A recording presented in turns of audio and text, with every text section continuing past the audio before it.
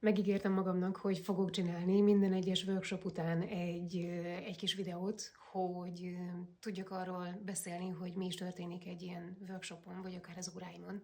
És ezeket kiteszem social médiára, ami, ami nagyon-nagyon-nagyon jó volt a mai workshopon, hogy nagyon speciális volt. Ez azért volt rendhagyó, mert nem az volt, hogy több órán keresztül kizárólag angolul beszélgettünk, és vittük végig a tematikát, meg a metódusoknak az ismétlését, hanem az nagyon-nagyon jó volt, hogy borzasztóan self-reflective volt a tanuló, és rájött arra,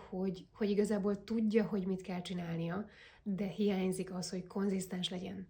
És azért nem konzisztens a tanulásban, pedig lehet, hogy napi 20 percről lenne csak szó, mert nincs meg a környezet, nincs meg a saját asztal, és nincs meg az a kellemes, puha, valamilyen érzés, vagy akár lámpa, akár szék, amit őt motiválná.